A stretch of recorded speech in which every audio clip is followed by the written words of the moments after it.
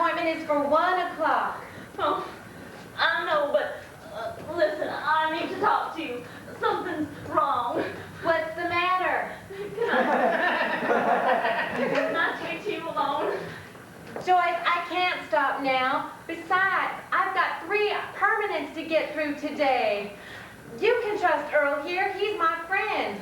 This is my friend Joyce Walters. This is Earl Phipps. Hello there. I don't mean to be rude. I understand. Rita, I really need to talk to you alone. Nonsense, dear. Earl here has heard it all. He's a marriage and family counselor. Oh, please, Rita. It's Ray, isn't it? Well, as a matter of fact, it is, but... Oh, what the hell, you'll eventually hear about this anyway. Listen, Rita, this is going to sound crazy, but Ray isn't Ray anymore. Ever since there was that report of that UFO landing in our neighborhood, well, he just hasn't been the same. Well, what do you mean? Well, he looks like Ray, but there's something different about him. He's cold and there's no emotion in him.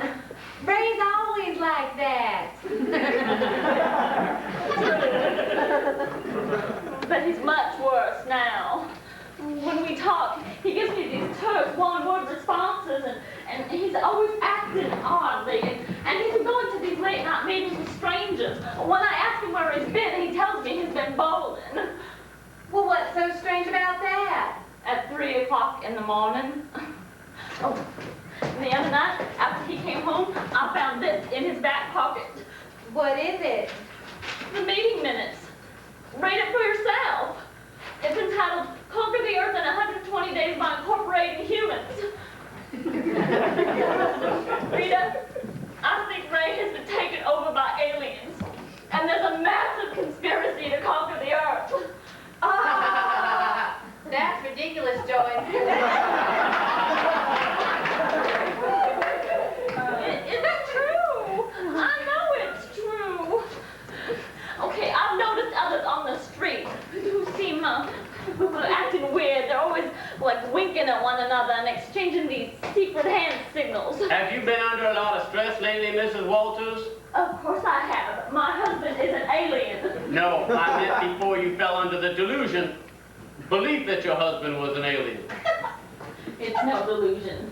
I know my husband, and that is not my husband.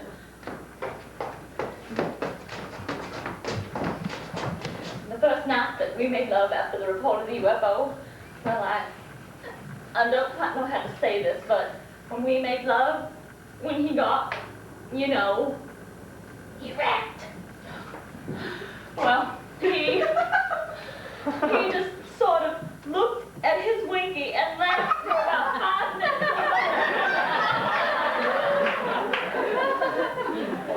And then, when we did it, he kept saying, "We."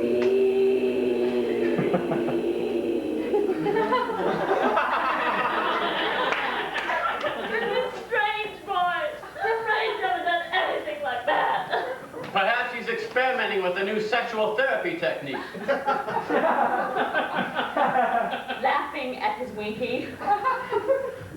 It's a common technique to reduce performance anxiety. No, there's something wrong. Joyce, listen to what you're saying. Ray told me that he was going to build a deck in our backyard, which, you know, I thought was a little bit strange because I have been after him for years to do it, and he just kept telling me we couldn't afford it. Well, the other day he told me not to look back there because he wanted to surprise me. I got suspicious, and I looked back there this morning. He had cut down all of our beautiful elm trees and built this giant landing pad. And in the lawn beside the landing pad, he wrote the message, "Welcome Antarians, Earth Invasion Checkpoint." Classic. What? Classic Mrs. Walters, I can't tell you how many people have posed as aliens in order to relinquish any kind of responsibility in their marriage. It seems extreme, and certainly your husband's gone to unusual lengths to convince you that he is an extraterrestrial, but it's not by any means an uncommon tactic for people who are not emotionally equipped to deal with the hard work of an intimate relationship. Ray would never do anything that crazy just to get out. Let's examine this for a moment, shall we, Mrs. Walters? Now, if these aliens were sophisticated enough to take over humans, as you suggest, don't you think they'd have the ability to simulate human behavior effectively? I mean, you don't think that an alien race would travel millions of light years across the universe with an elaborate plan to take over the Earth and then blow it with bad acting, do you?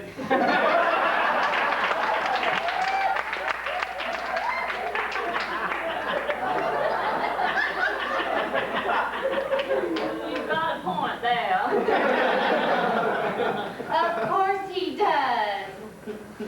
Unless they're a strange race of aliens with an exclusively left-brain orientation. Maybe they just can't act. Or maybe they've come to this planet to learn about the creative arts. When they started taking over humans, they realized that the artistic skills of the person overtaken weren't automatically transferred to them. They have to learn from real human beings. And they're keeping a few of us around to teach them. Oh, it sounds crazy, I know, but, now that I think of it, Ray asked me to show him how to do origami the other night. He's never had the slightest interest in it before, and then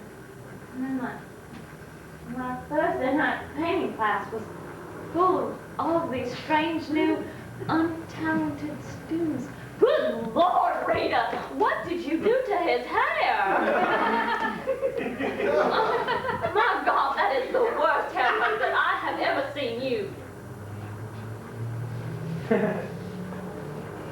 Oh, no. Oh, no.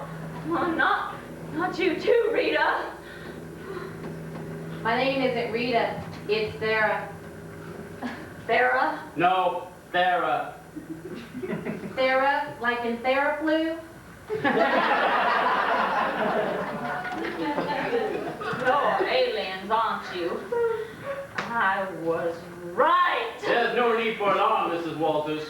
But why have you come here? What do you want from us?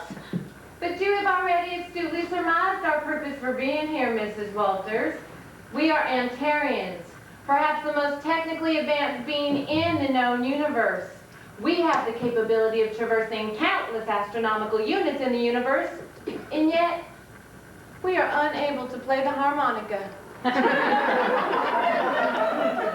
Or draw a simple portrait in which the subject's ears are relatively proportional. Or give an attractive and reasonably priced permanent. But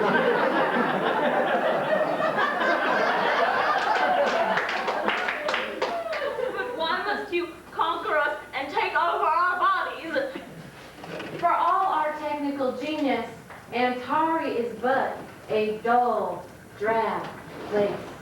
Imagine if Earth was one big Lockheed plant. And all engineers.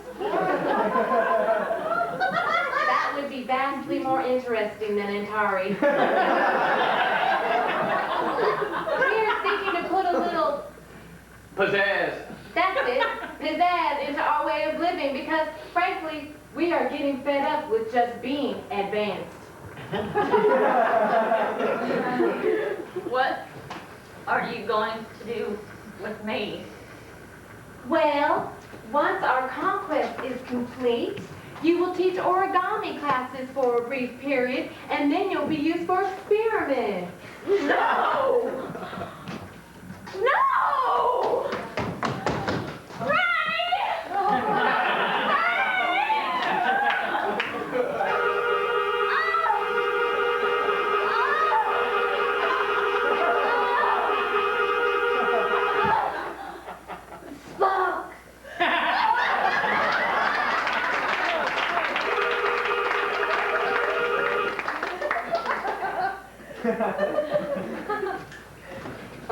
Well, She's right. It's dreadful. It's supposed to be feathered in the back. I could get a better haircut on Ontario. it's the feathering part that's kind of tricky. Work on it. Right.